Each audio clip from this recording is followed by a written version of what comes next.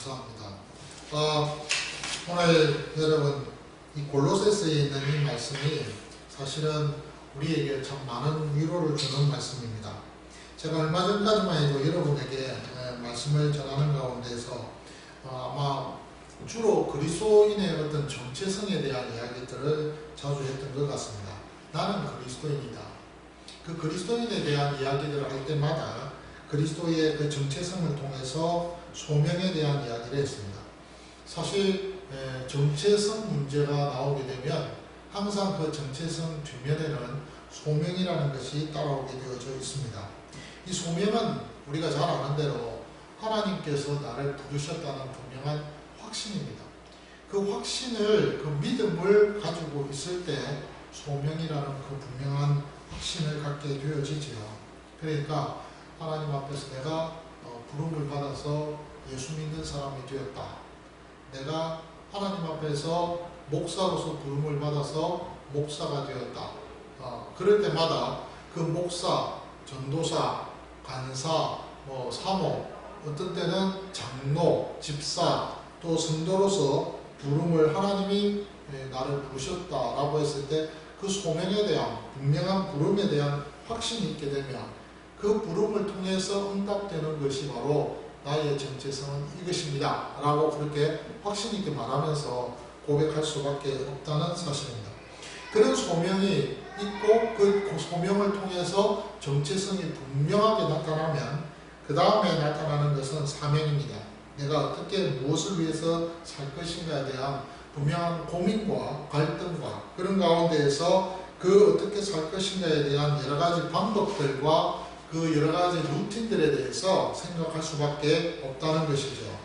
그러다 보니 어떤 면에서는 이 땅에서 살아가는 그 삶 속에서 그리스도인답게 살아가는 그 삶이 무엇인가에 대한 많은 질문들과 고민들이 있게 될 수밖에 없다는 것입니다. 그러다 보니 결국에는 또 부담을 느끼게 되고 그러다 보니 또 고민 속에서 살아갈 수밖에 없는 그런 형편에 이르게 되어졌다는 사실입니다. 그러니까 결국에는 어떤 면에서는 내가 하나님 앞에 하나님의 백성된 자로서 정체성을 갖게 되어지면 그 정체성 때문에 그리스도인답게 살아야 된다는 어떤 그런 부담감, 어떤 중압감 그런 것 때문에 나도 모르는 사이에 나 스스로가 그 이 땅에서 살아가는 가운데에서 그리스도인이라는 그 정체성에 대해서 숨기는 그런 어떤 실수까지 범하게 되어진다는 사실이죠. 그래서 사실 그런 부분에 있어서 사실 우리가 오늘 바울뿐만 아니라 성경의 전체 내용은 그리스도 예수에 대한 이야기를 하면서 그 그리스도 예수가 우리에게 어떤 모습으로 나타냈고 그 모습을 알고 있는 그리스도인이 이 땅에서 어떤 삶을 삶으로써 무엇보다도 하나님 나라에서 어떤 역할을 감당해야 될 것인가에 대해서 이 성경을 통해서 우리에게 가르쳐주고 있는 말씀이라는 사실입니다. 그래서 오늘 본문에 나오는 바울이 골로새 교회 성도들에게 보내는 이 서신들에도 보면은 그리스도인으로서의 그 정체성에 대해서 분명하게 또한 알리기 위해서 애를 쓰고 있는 것을 보게 됩니다. 너희는 예수 믿는 사람이라는 그 부분에 대해서 분명하게 가르쳐 줍니다. 그러면서 그리스도인이 되었기에 너희들은 그리스도인답게 살아가야 된다는 사실에 대해서 강조하고 있죠. 그래서 아주 구체적인 방안들에 대해서 제시를 하고 있는 모습들을 보게 됩니다. 그래서 바울의 서신을 보면요, 항상 초반에는 이론적인 부분들에 대해서 설명들을 잘하고 있어요. 그래서 너희들이 이런 근거를 통해서 그리스도인이 되었고 또한 너희들은 구원의 은혜를 받았고 그래서 너희들은 이런 사람으로서 살아가야 될 준비를 해야 된다고 설명합니다. 그리고 나서는 후반부에서는 실제적으로 그 삶의 모습에 있어서 그 모습들을 제시하면서 어떻게 살아가야 될 것인가에 대한 그 적용점들을 가지고 설명하고 있다는 사실이죠. 오늘 본문에 나오는 2장 20절부터 나오는 이 내용 역시 마찬가지입니다. 과거의 골로새 교회 성도들이 어떤 상태에 있었다 하는 부분에 대해서 설명을 하고 있습니다. 골로새서 2장 20절에서 사실은 오늘 3장의 17절까지 그 전체 내용을 살펴보아야 되겠지만은 오늘은 2장 20절에서 3장 4절까지 이 내용만을 우리가 좀 집중적으로 살펴보면서 근본적으로 우리 신앙에 있어서 우리가 어떤 부분에 있어서 부담을 느끼고 있었는가? 사실 부담을 느끼고 있다는 것 자체가 어떤 면에서는 하나님이 기뻐하지 않으시는 일인 것 같아요. 부담을 느끼면 안 되잖아요. 신앙생활하는 것이 부담이 느껴지고 신앙생활하는 것이 우리에게 있어서 뭔가 어려움으로써 다가오게 된다면 우리 하나님이 사실 그것을 보시면서 야 나는 너희들에게 그렇게 그런 모습을 보이기 위해서 그런 어떤 요구를 하기 위해서 내가 너희를 불렀고 너희는 내 것이라고 내 사람이라고 하나님의 자녀로 삼아준 것이 아닌데 너희들 어떻게 도리어 그런 부분에 있어서 부담을 느끼고 있느냐. 하나님이 별로 그렇게 마음을 좋게는 생각지 않으실 거예요. 쉽게 말하면 이런 거예요. 예, 우리나라의 속담에 보면 평양 감사도 자기가 싫으면 어떻습니까? 못하는 거예요. 예, 한 나라의 임금이 어떤 사람을 보고 너 평양에 가서 감사해라. 그랬더니 얼마나 그 지위와 역할과 그 모든 일에 있어서 특권과 의무가 있겠습니까? 근데 이분은요 아마 특권보다는 의무와 책무에 대한 부담을 갖고 있었던 것 같습니다. 그렇다 보니까 이 평양에 가서 감사하는 그 일에 대해서 너무 힘들었던 거죠. 그래서 평양 감사 안 하겠습니다 하고 도리어 그것을 반납하고 안 가는 그런 참 웃지 못할 그런 일이 있었지 않겠습니까? 그러니까 평양 감사도 자기가 싫으면 못한다는 그런 참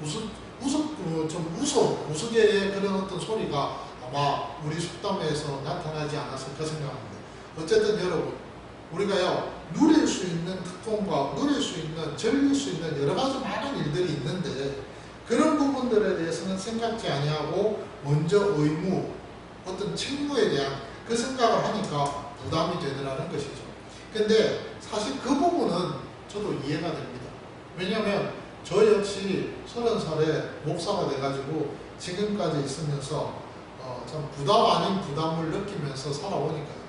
얼마 전까지만 해도 투잡 뛰고 쓰리잡 뛰고 하면서 굉장히 좀 이렇게 많은 일들을 해왔지만은 이제 2월 말부로 그걸 그만두고 이제 목회에 좀 전념할 수 있는 집중할 수 있는 어떤 기회가 돼서 좀 해보니까요. 한편으로는 좋으면서도 한편으로는 어깨가 무겁습니다. 그건 어쩔 수 없는 것 같아요. 그런데 하물며 여러분 목사도 이 정도인데 여러분들의 삶에 있어서 우리가 살아가면서 여러분들에게 주어진 그 역할들이 하나님 앞에서 역할을 감당하라고 했을 때 부담이 안 될 수가 없잖아요.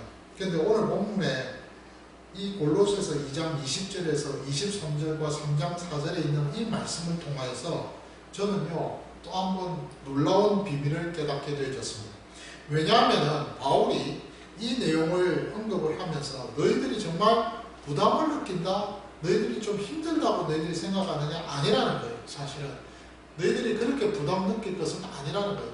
그 말은 다른 말로 이야기하면 너희들의 상황과 너희들의 형편에 따라서 너희들이 그 의무와 책무를 감당해야 되는 거지 너희들이 못하는 것을 하라고 그렇게 너희들에게 강요하는 것은 아니라는 거예요. 그 부분을 오늘 이 갈라디아 2장 20절에서 3장 4절에 있는 이 말씀을 가지고 우리에게 말씀하고 계신다는 겁니다. 자, 보십시다. 오늘 2장 20절에서 23절을 보면요. 참 놀라운 이야기를 합니다. 너희가 오늘 본문에 세상의 초등학문에서 그리스도와 함께 죽었거든이라는 표현을 씁니다. 이 말은 과거에 골로새 교회 성도들이 어떤 상태에 있었느냐는 것을 설명을 하고 있는 내용입니다. 사실은 과거에는요 초등학문에 매여서 살았다는 그 말입니다. 그 초등학문이 어떤 학문이었습니까? 오늘 골로새 2장 20절 이하에 보니까 그 내용이 21절, 22절, 23절에 기록되어 있습니다. 붙잡지도 않았고요, 맛보지도 않았고요, 만지지도 말라는 것에 대한 초등학문입니다. 이것은요 다른 말로 이야기하면 23절에 이런 것들은 지역의 순례와 겸손과 몸을 괴롭게 하는 데는 지혜 있는 모양이다 라고 했습니다. 다른 말로 이야기하면 어떤 신비적이고 또 어떤 굉장히 금욕적인 그런 신앙을 강요하고 있었다는 겁니다. 거기에 매여서 살아왔다는 것입니다. 그래서 이 골로새 교회 성도들은요 항상 이런 거짓 교사들의 가르침 때문에 항상 유혹을 받으면서 그들의 신앙의 삶에 있어서 혼란을 겪고 있었다는 겁니다. 만지지도 말라. 붙잡지도 말라, 맛보지 말라. 예, 얼마나 참 기가 막힌 이야기입니까? 그러면서 그들은요, 천사 숭배에 대한 잘못된 그런 사상들도 가지고 있었어요. 그래서 골로새 2장 18절에 보시면요, 그 앞에 우리 지난주에 말씀드렸잖아요. 여기 뭐라고 되어 있습니까? 아무도 꾸며낸 겸손과 천사 숭배를 이유로 라고 했습니다.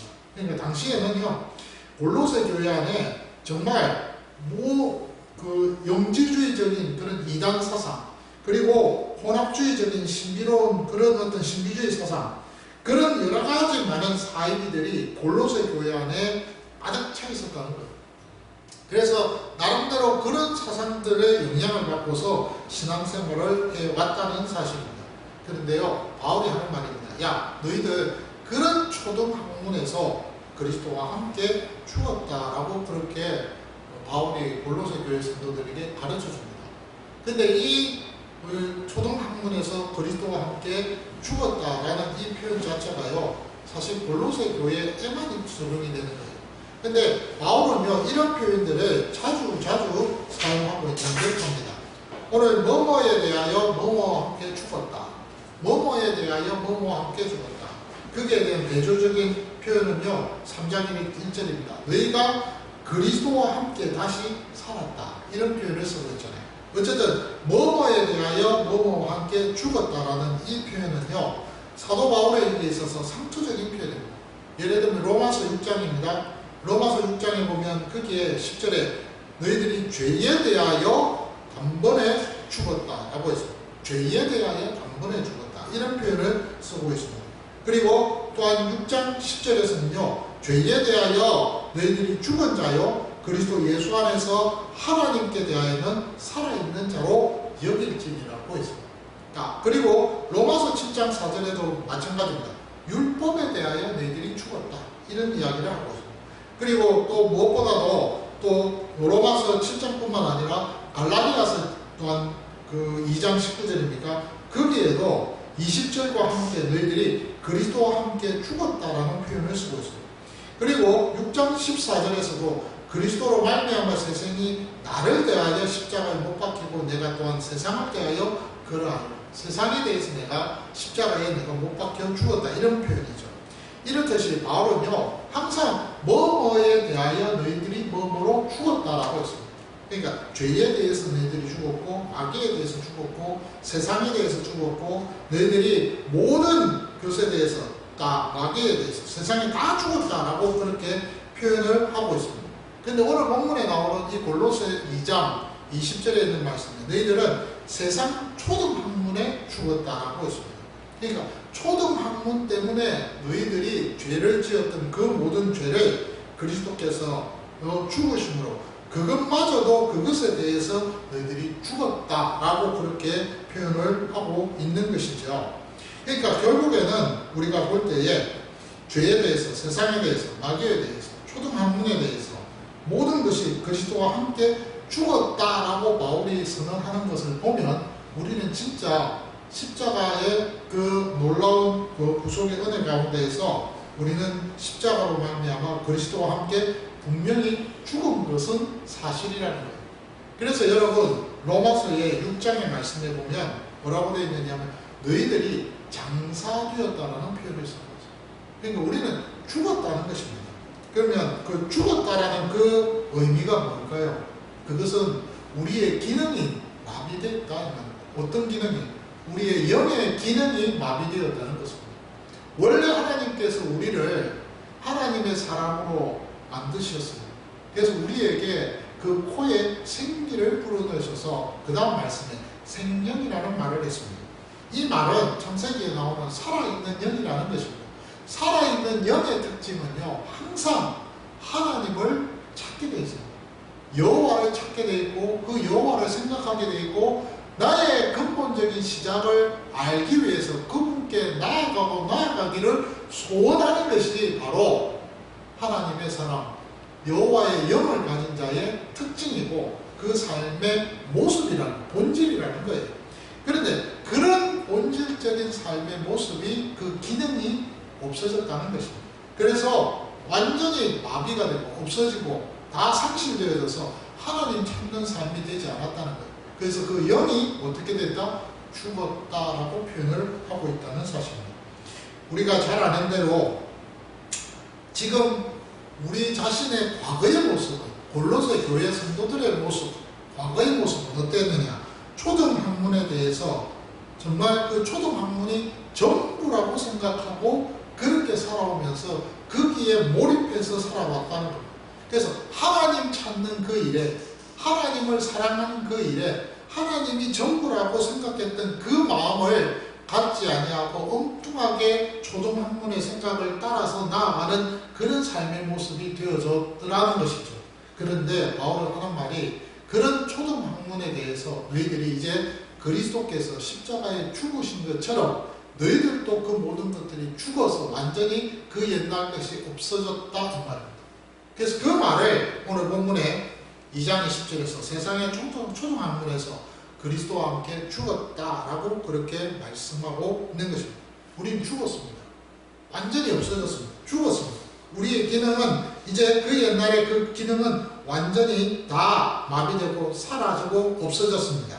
그런데요, 그 내용의 말씀을 함과 동시에 3장 1절에서 그러므로 라고 반전의 말씀을 합니다. 어떤 내용입니까? 너희가 그리스도와 함께 다시 살리심을 받았다라고 표현합니다. 자, 예수 그리스도께서 십자가에 죽으심으로 또한 3일 만에 부활하셨습니다. 그 부활하신 그 부활의 사건이 우리에게도 미쳤다, 영향을 주었다는 것이죠. 그래서 우리가요, 우리의 영이 다시 그리스도 예수께서 사신 것처럼 우리도 다시 살아나게 되어졌더라는 말입니다. 이 말을 사실은 우리에게 있어서 굉장한 말입니다. 그리스도 예수께서 사셨는데 우리도 그와 함께 같이 살았다는 것입니다. 그러면 어떻게 해서 그렇게 살 수 있었을까? 예, 우리는 단순히 예수 그리스도께서 우리를 예수 그리스도께서 살아나셨으니까, 부활하셨으니까, 죽었은 가운데서 부활하신 거잖아요. 살아나신 거니까 부활이잖아요. 그런 것처럼 우리도 그리스도와 함께 죽었지만 그분이 살아나심으로 내가 살아났다. 와! 그렇지, 믿자. 그런데요, 그 안에 그 과정이, 엄청난 과정이 있더라는 것이죠. 오늘 그 부분에 대해서 분명히 성경은 무슨 말씀을 하고 있었냐면 이런 이야기입니다. 그리스도 예수께서 죽으셨다. 그리고 살아나셨는데 그 살리심을 누구를 통해서 했다? 하나님 아버지께서 그를 일으켜 세우셨다, 살리셨다는 표현이 항상 로마서에 따라오는 것을 봅니다. 6장에서. 그러니까 하나님께서 그리스도 예수를 살리셨다는 거예요. 그리고는 그 살리심과 동시에 우리도 똑같이 살리셨다는 거예요. 근데 그 살리실 때 우리 속에 그리스도의 그 생명이 우리에게 있게끔 하셔서 살리셨다, 이 말입니다. 그래서 오늘 여러분 요한일서의 5장에 있는 말씀입니다. 그 요한일서 5장에 있는 그 말씀에 보니까 11절에서 12절에 이런 말씀이 있습니다. 또 증거는 이것이니 하나님이 우리에게 영원한 생명을 주신 것과, 여기에 성경의 개혁성 개정에는요 영생이라고 했습니다. 헬라어에서는 이 영생을 두 단어로 사용합니다. 영원한 생명입니다. 그 영원한 생명을 주신 것과 그 다음 말씀에 그 생명이, 이 생명이 그의 아들 안에 있는 그것입니다.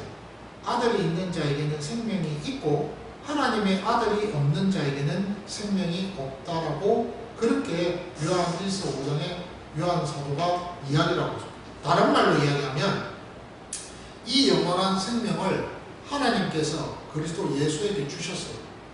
그 영원한 생명을 주시고 그 생명이 또한 누구에게도 있다? 그의 아들 안에 있는 그것이라.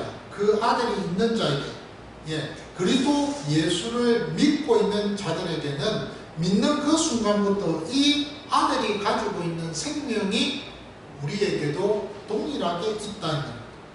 그래서 그 생명이 있는 그 생명 때문에 우리가 어떻게 되었다? 다시 살게 되었다.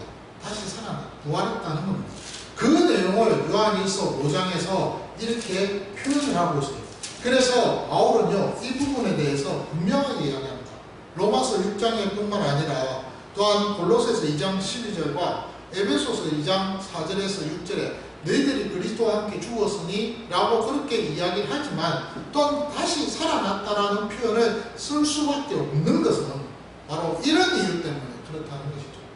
그러니까 우리 속에 그 생명이, 그리스도의 생명이 우리 속에 있기 때문에 우리는 감히 살 수가 있다는 겁니다. 죽었지만 살아났다는 겁니다. 자, 그러면 여기에서 놀라운 일이 벌어집니다. 그 옛날에 나는 죽었어요. 그런데 죽었던 내가 이제 다시 살아났습니다.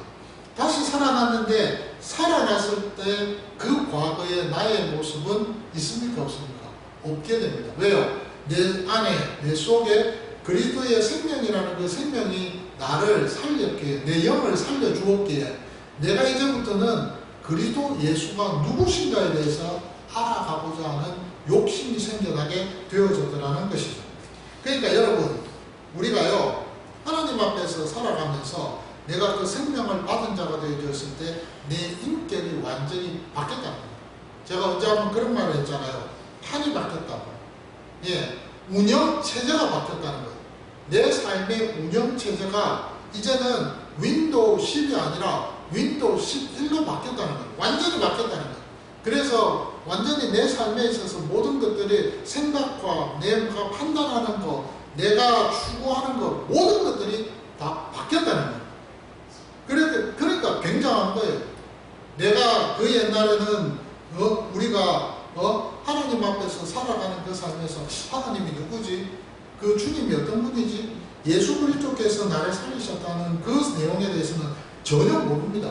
그러니까 나의 삶에 있어서 모든 그 삶의 중심은요, 내가 중심이 되어 있는 거예요. 내가 중심이 되어 있는 거예요. 내가 중심이 되어져서 나의 이익과 나의 생존의 그 어떤 모든 판단 기준이 거기에서 비롯되어져서 다 나아갑니다. 내 중심이 되어져서 생각하고, 사람을 볼 때 내 중심으로 보고, 모든 것들이 다 내 중심이에요. 그런 식으로 그렇게 살아가는 삶이 되어졌는데, 근데 그분의 생명이, 그분을 만나서 내가 이제 예수 믿습니다라고 고백하고 그분에 대해서 인정을 하고 마음에 그리스도 예수를 받아들이는 그 순간에 그 그리스도의 영의 그 생명이 내 속에 있게 되면서부터 어떻게 됩니까? 그 다음부터는 내 중심으로 살고 이건 좀 아닌데, 그 다음부터는 내가 하나님 앞에서 내가 살아야지. 주님을 기쁘시게 하는 게 뭐지? 이런 마음을 가지기 시작하게 되어지더라는 것이죠. 그러면서 내가 만족스럽고 나의 성공과 나의 실패에 대한 그거에만 고민하던 내가 이제는 그것이 아니라 주님께서 성공하시는 그 일이 뭘까? 주님이 기뻐하시는 일이 뭘까? 라고 하면서 거기에 자꾸 관심을 갖게 되어서 지식적으로 그것을 알아가기 위해서 고민하고 갈등하는 거예요. 그러면서 그런 가운데서 그리스도 예수가 이런 분이었구나. 그리고 그런 예수 그리스도를 아는 가운데에서 나의 삶의 현장 속에서 아는 것만큼 그 그리스도 예수를 알고 체득하고 맛보고 누리는 가운데에서 내 감정이 그 옛날에 술로서 기뻐했고 담배 피우면서 기뻐했고 어떤 때는 즐거운 유희와 낙락을 통해서 기뻐했던 그 삶이 그리스도 예수에게 초점이 맞춰지는 그때부터 나는요, 내 삶에 있어서 하나님을 알아가고 그리스도 예수를 알아가는 그 알아감의 기쁨이 더 많아지더라고요. 그러면서 점점 내 감정이 달라진다는 거예요. 그리고 의지적인 부분에 있어서도 그러니 내가 이런 식으로 한번 살아와야지. 나의 행동에 자발적인 행동이 나타나게 되는 거예요. 그 자발적인 행동은 부담이 아니에요. 내가 이렇게 한번 해봐야지. 그게 왜 부담입니까? 그거는 부담이 아니라 나에게 있어서 누릴 수 있는 기쁨의 한 부분 아니겠어요? 그래서 누리게 되어진다는 사실입니다. 기도하라. 기도하라고 했을 때 그게 부담이 되면 부담으로서 다가오는 거예요. 그거는 어떤 면에서는 안 하기만 못하는 거잖아요. 그러니 우리 자신들이 하나님 앞에서 내 삶을 철저하게 한번 생각해 보아야 된다는 것입니다.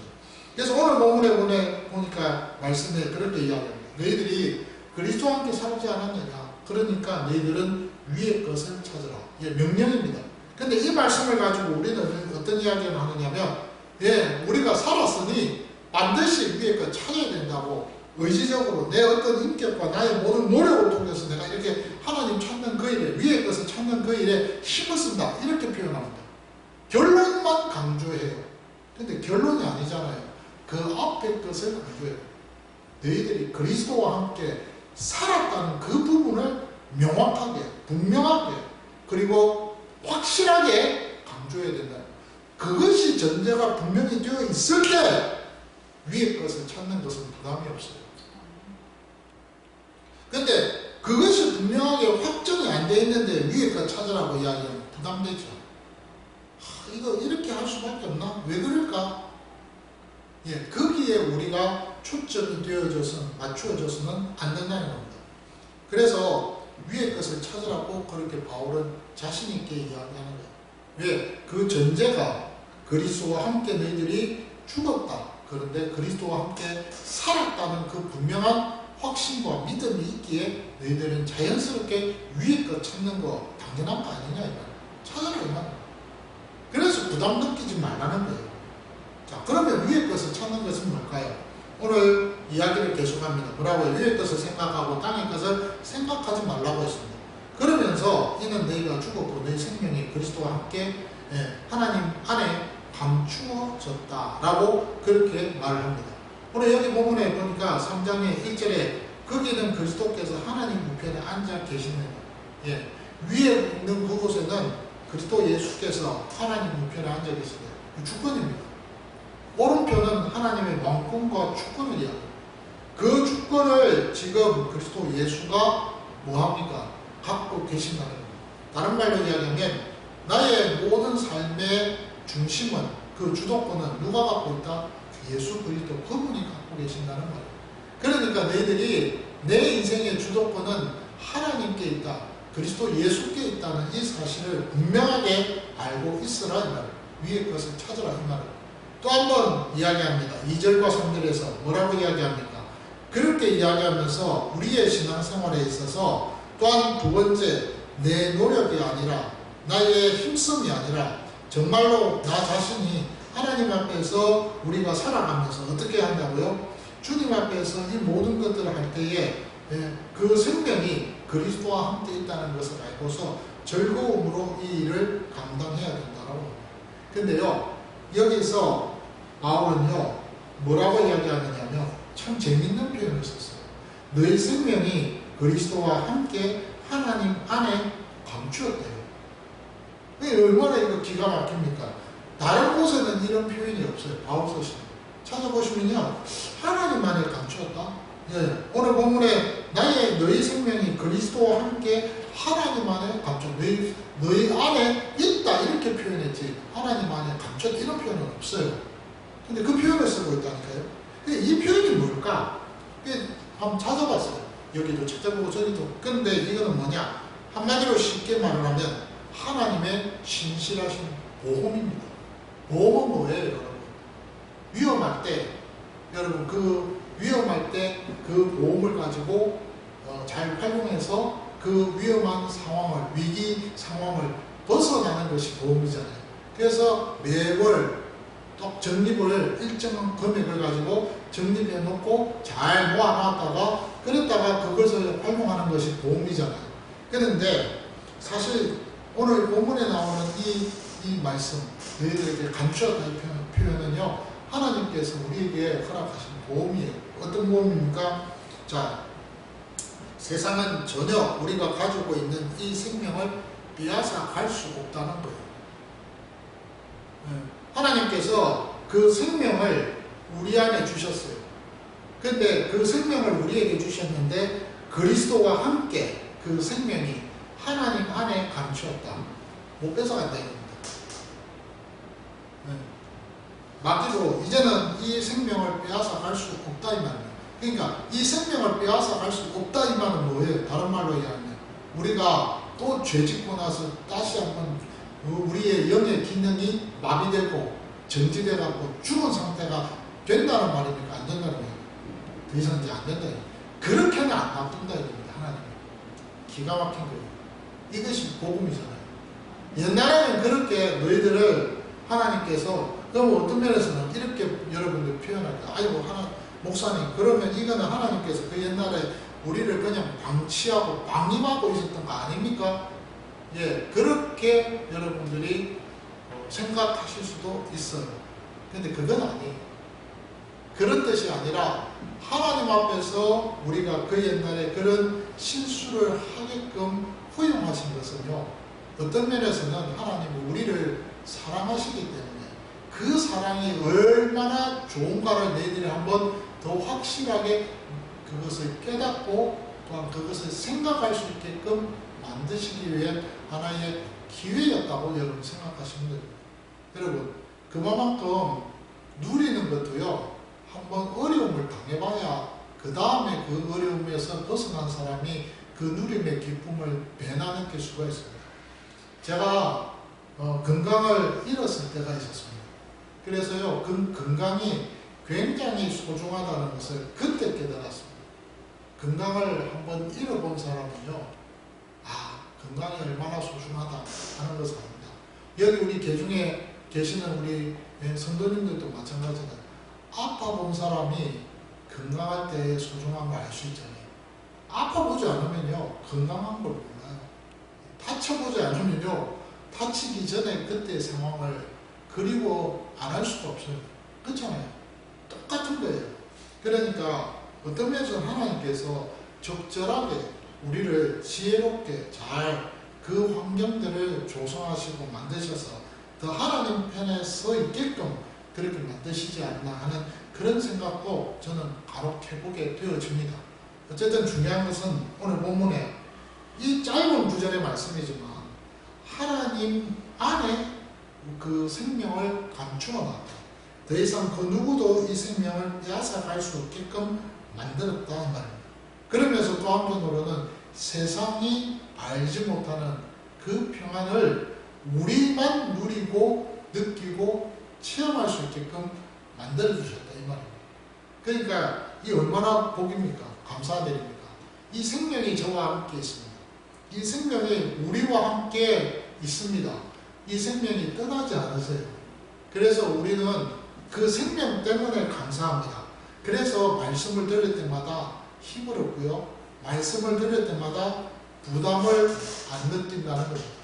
그 생명이 있기 때문에 그런데 중요한 것은 하나님이 야, 그거 왜 안 해? 라고 하지 않으신다는 거예요. 왜요? 이유는 그분이 우리를 알고 계시기 때문에 기다리고 계신다는 겁니다. 기다림에 대해서 여러분 감사하셔야 돼요. 그리고 나도 모르게 내 마음에 그것이 움직여졌을 때는 눈물 흘리며 감사하시기 바랍니다. 아, 내가 이렇게 하나님 앞에 이렇게 주님을 위해서 사네라고 감사하시기를 바랍니다. 예, 그 산다는 것이 꼭 전도만 하겠어요? 예, 사역자가 돼서 사역만 하겠어요? 아니에요.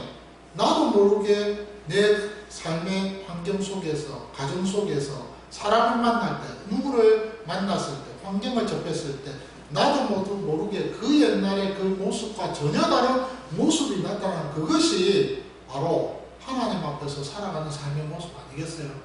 맞잖아요. 그런 모습이 되어야 된다는 것입니다. 오늘 그런 의미에 있어서 저는요, 한국 교회 역사에 아주 유명한 목사님을 한번 소개해드리고 싶습니다. 김익두 목사님. 기가 막힙니다, 여러분. 이분이요, 그 안악골의 호랑이래요. 그 별명이. 저도 사실 이제 우리 순교자 일전 이렇게 목사님들 일대기 같은 거 책 읽거든요. 그런데 거기 안악골의 호랑이라고 되어 있더라고요. 그러니까 안악면에 유명한 이 젊은 청년 김익두가 있었습니다. 근데 이분이 일화 중에서 뭐가 있느냐면 부고장을 돌린 그 일화가 있습니다. 이분이 이제 하도 술, 담배는 그러고 하여튼 진짜 안악골의 호랑이니까 깡패겠죠. 얼마나 참 못된 짓만 많이 했겠습니까? 근데 이분이 이제 선교사님을 만나서 진짜 회심을 해서 예수를 믿게 됐어요. 그 순간의 회심은 또 이야기를 다음에 또 하겠지만 어쨌든 그래갖고 이 목사님이 자기가 한 날은 부고장을 써가지고 직접 온 동네 그 안악면에 전체다가 자기가 알고 있는 사람들한테 다 돌렸습니다. 그래서 뭐라고 했느냐면 이렇게 했습니다. 김익두 죽었다. 부고장. 그래서 다 이제 그러니까 온 동네 사람들이 그 부고장을 받아들고는 얼마나 좋았겠습니까? 행패부리지요. 하여튼 별의별 나쁜 짓은 다 했으니까 아이고 이제 암덩어리 같은 이 존재가 없어졌으니 막 속이 시원했을 거 아니에요. 근데 그 다음날 아침에 이 김익두 청년이 노작거리를 시장거리를 활보하더랍니다. 얼마나 사람들 놀랬겠습니까? 그러니까 맨 시장에 그 상인 한 분이 이제 물을 탁 끼얹으면서 하는 말이 이놈아 어떻게 살아있는데 죽었다고 부고장을 내리냐 어디서 그런 아주 못된 짓을 하고 이제 하다하다 안 해서 이런 짓까지 하느냐 이 말이에요. 그러니까 이 김익두가 하는 말이 그 물을 옴박 뜯으시고는 그러고는 뭐라고 이야기를 하느냐면 웃으면서 이럽니다. 형님 조심하십시오. 옛날에 김익두는 죽었어요. 그러면서 지금 당신 앞에 있는 이 김익두는 예수님이 살려주신 새 사람 김익두예요. 만약 옛날에 김익두가 살았다면 형님은 벌써 아작이 나도 몇 번 아작이 났을 겁니다. 이렇게 말을 했다고 해요. 그것이 이럽니다. 저 일대기를 읽으면서 참 많이 울었습니다. 여러분 이분은 뭐 한순간에 바뀐 거잖아요. 저는 그래요. 한순간에 바뀌었다는 것은 하나님이 그만큼 때가 급하니까 그분을 한순간에 바꿔서 정말 어마어마한 일을 하게 하셨습니다. 여러분 놀라지 마십시오. 이 김익두 선생님 목사님 통해서 신학교의 목사 되신 분이 200명이 넘습니다. 평양신학교. 엄청납니다. 그리고 그 당대의 목사님이 그 평양 그 이북 땅을 돌아다니면서 복음을 전해서 회심해서 세례준 사람이 27만 명이 넘어요. 그 당시 27만 명이면 인구수에 어마어마한 거죠. 그렇게 돼요. 근데 중요한 것은 여러분 그렇게 급하니까 하나님이 일순간 바꿨잖아요. 근데 지금 이 시대는 평화시대니까 힘들지 않는 시대니까 어떤 면에서는 예수 믿는 편안한 시대니까 어떤 면에서는 우리가요 서서히 바뀌는 것 맞습니다. 그런데 중요한 것은 우리 자신들이 서서히 바뀐다 하더라도 하나님께서 우리에게 부담을 주시면서 바꾸지는 않으신다는 사실. 왜냐? 우리 안에 그리스도의 생명이 있기 때문에. 그렇기 때문에 그 생명이 여러분들을 통해서 생각하게 만드시고요. 또 그 마음에 그 많은 것들을 고민하게 만드시고요. 그것이 부담이 아니라 하나님 앞에서 즐거움으로 그것이 나아가게끔 만들어주신다는 사실. 제가 이 말씀을 묵상하고 이 말씀을 준비하면서 참 고마웠습니다. 하나님, 조금 내가 힘이 들어도 내 환경이 어려워도 중요한 것은 주님께서 이 말씀을 나에게 주셔서 이 말씀을 믿게 하시고 기대하게 하시죠. 그 신실하신 주님이시잖아요. 그래서 기대가 되더라고요. 어떻든 하나님께서 이 교회를 세우셨으니 책임지실 거고 하나님께서 저를 목사로 세우셨으니 하나님께서 뭔가를 하실 거고 이 모든 것들이 합력하여 선을 이룰 것이다 라는 그런 어떤 믿음 속에 신실함 속에 기대가 되더라고요. 어쨌든 오늘 이 말씀을 통해서 여러분 개인에게도 이 말씀이 위로가 되고 힘이 되면 좋겠어요. 그리고 여러분들에게 그 위로되는 그 말씀을 통해서 여러분들 매 순간순간을 그리스도의 생명 안에서 주님께서 우리에게 부어주시고 주님께서 우리를 이끄시는 그 놀라운 것들을 한번 느껴보시면서 누려보시면서 살아가는 그런 은혜가 있었으면 정말 좋겠습니다. 감사합니다. 우리 찬양하겠습니다. 439장입니다. 439장. 저 강사님 꺼주십시오.